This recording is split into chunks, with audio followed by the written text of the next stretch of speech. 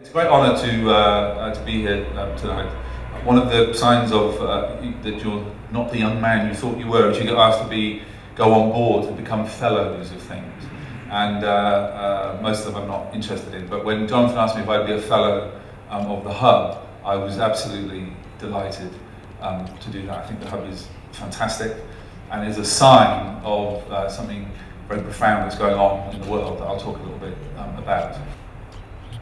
I've been involved in, sort of self-consciously involved in things called social enterprises since the early 90s, when I was involved with what was then a very traditional second-hand furniture charity in Liverpool. We were confronted with either shutting down the organisation, which was a very traditional, please give us some money and we'll do some good stuff. We were either faced with shutting that down and doing something else, and we decided to do something else. We didn't use the word social enterprise, we didn't use the word social entrepreneur. We decided that let's see if we can develop products and services and open up revenue streams that will both help us achieve our social purpose, which was creating meaningful, dignified work for people who are usually ignored, and generate the money we need to do that, and generate some profit so we can innovate and do something else. So that's what we started to do. And then in '97, when Tony Blair was elected, this whole new language started to emerge of social entrepreneur and social enterprise, and we thought, ooh, that looks interesting. We're stuck up here in Liverpool. We want to help shape that national agenda. Let's start referring to ourselves as a social enterprise, because that's the way you get talked to by the big brains at Demos and Patricia Hewitt and people like that. And at a conference must be nearly 5 years ago now, I shared the stage with Jamie Oliver, who was about 6 months into the 15 project. He was, in his typical blunt way, telling the audience what it was great, but also it wasn't working in lots of ways. We fell into conversation and ended up going to take it over and with him grow it. This year I stepped down as the CEO. I've just finished a bit of freelance work with them. But my main drive at the moment is a company I set up with a mate called Wavelength. And the thinking behind that is that the world something's trying to be born in the world, a new way of doing business, a new way of creating wealth and equality and equity in the world.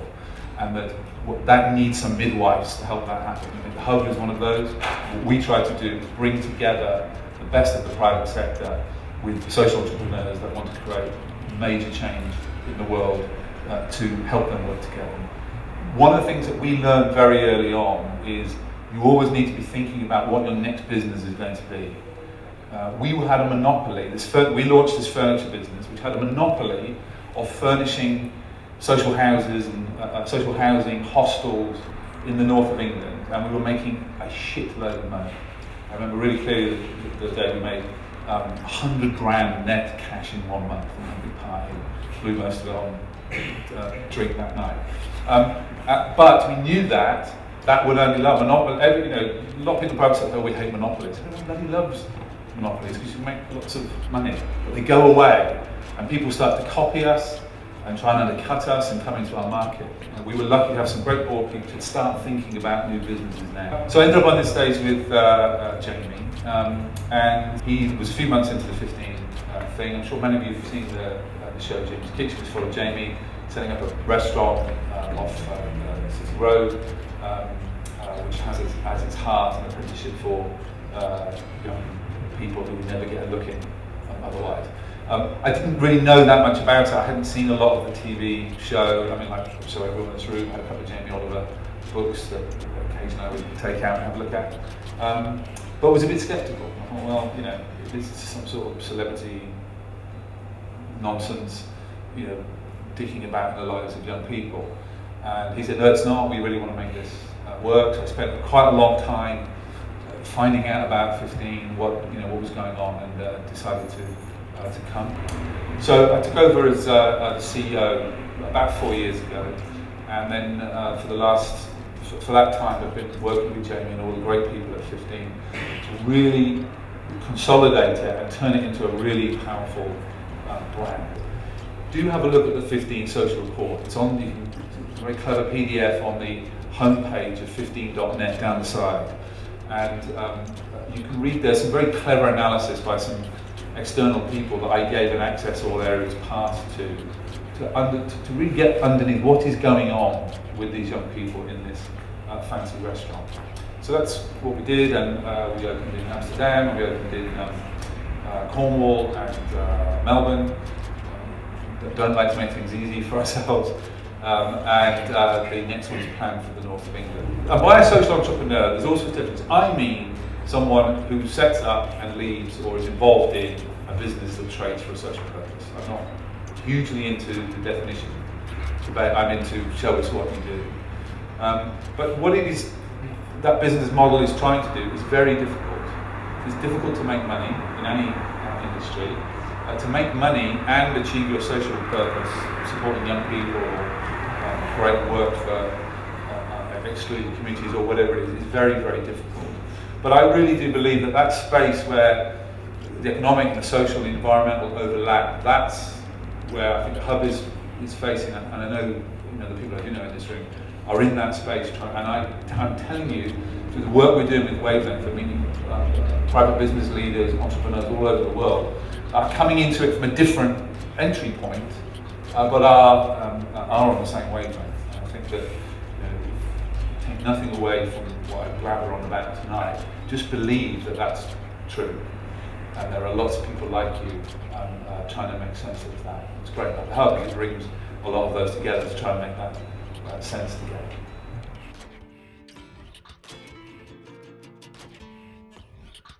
Again, if you only take one thing away, it's this thing about really believing in what you do and doing what you love. All of the great businesses that I'm aware of have at their heart people who really believe what they're doing and bloody love it. And it is very easy, particularly in the current economic climate, and there's still a lot of cynicism around about social entrepreneurship and social enterprise, whatever you want to call it. It's important to keep hold of that belief. I can't tell you the number of times over the last 10 years plus when people have said to me, whether they're banks or they're people on boards or they're, I must remember this is being recorded, so I won't collect some other people, who said, oh, you can't do that, or that's stupid, or that will never work. And I would actually say to you, if you're not getting some people saying that to you, you haven't got a good enough idea. It's a good enough idea because not everyone has thought of it, and the people who don't think of it will put it. So that's really, really important. Again, the solidarity that places like the hub create, I think, is so important in think big. Now, lots of people say no, social enterprise should be small and niche. If that's what you want to do, fantastic. Keep it small, keep it boutique, keep it lovely. But I think that the world needs some really big social innovations and people that are prepared to think very big. And some of my heroes here, I'm sure are heroes of yours, Tim at Eden, Mohammed Yunus there, the lovely Sophie at Divine, and Bunker Roy at Barefoot College. Other sort of people just think big. So if you're trying to say, well, what should we do now? Well, why don't we go to America? We don't know anything about America. Well, we'll go to America and we'll find out. I mean, that's the kind of ambition I think we need. If you don't know about, I'm sure you all know about Grameen, if you don't know about the Barefoot College and Bunker Roy, do check him out. He was at our event a couple of weeks ago and he's astonishing. He gave his top tips, and one of them was they only work with women. So start off barefoot being the poor of India until they build these kind of all sorts of things now. So they've got a solar panel business because they have a lot of sun in very poor countries. And so well, maybe we can make use of that. And so as we speak, there will be grannies from Guatemala on an aircraft flying to India to learn about this business model. And he said, we like women and we love grandmothers. You can completely trust grandmothers. Won't run off with the money, and they've got the passion of the community right now.